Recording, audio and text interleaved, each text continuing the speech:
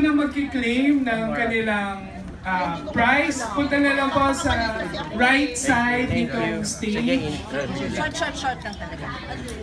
Ano nang pakiramdam? Pakiklaim po kay Dayan. Magpapasko, ito ibang bagong bahay.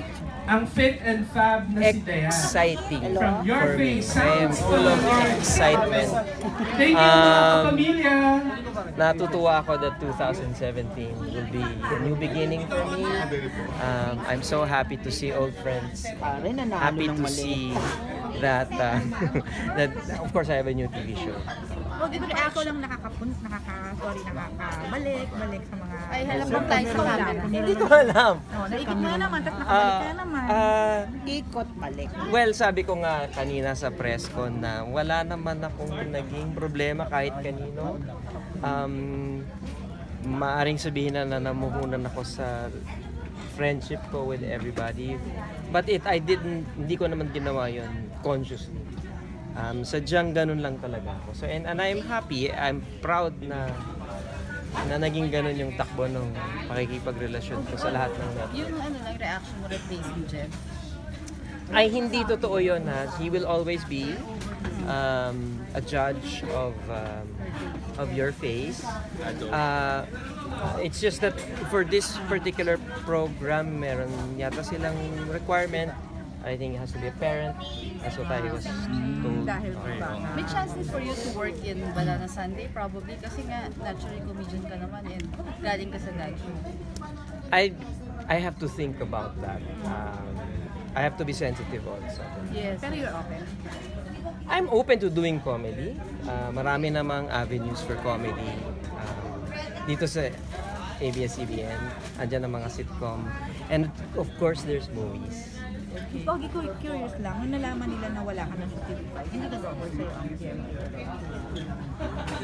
No, all the networks, in fairness to them, they spoke to me. Facebook talaga? They spoke to me. Nakipag-usap naman din sila at ako na may nakipag-usap din. Hindi ito nangyari ng isang araw lang. This has been going on for a couple of months. Pero ang laging tanong ngayon, dahil nga dito ka na, although kakas na yung main agent sa GMA, possible sumunod siya ito. Hindi natin pwede sagutin pa yan kasi she's still under contract. And dapat siguro siya yung sa akin. But it's working na magkaibigan na. Yeah, kasi dati 5 naman ako.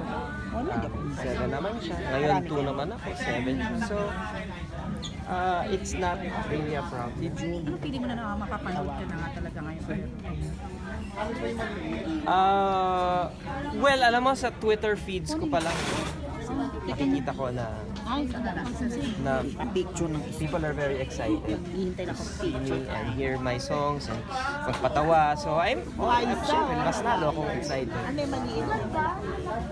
Hindi ko lang, basta kinokontrol ko yung excitement ko, but I am very, very happy. What do you look forward to working with Sharon and Gary again? What do I look forward to? Sorry po. Alam mo, kumpare ko si Gary at si Sharon naman ay very, very good friend ko. So, it's like nakikipag-chismisan lang ako sa mga kaibigan. But at the same time, working with people as good as they are and as gifted as they are, it rubs off on you. So, you're in good company. And I look forward to working with them finally. Si Liza talaga ang crush mo? Sino? Liza Soberano talaga? Hindi, joke lang. Actually, my daughter, si Lila, keeps saying that she's so pretty. And I never saw her in person. So nakita ko lang siya the other day and sabi ko, napakaganda naman pala talaga nitong bata. At napakabait pa. Ogie, last train guest ngayon sa inyo na yung anak mo will be here na. Parang Wow. Siguro maninibago ako ng konti. Kasi although I've been going to Australia, weeks lang, tagal na yung isang buwan. But now, I look forward to it yung bonding namin. Kasi lately talagang naging mas close pa kami nung ngayon na adult na siya. Magiging tulad ka ba kung naman yung Hindi. Sorry po, kailangan na siya sa showtime. Sorry po. Any reaction sa latest issue na lumabas na isa ka sa mga guaranteed contract ng TV5 na dahilan kung bakit daw nalugi ang network? Ay, hindi naman siguro ako dahilan. Isa. Ah, Dahil sa malaking guaranteed contract. hindi naman ako.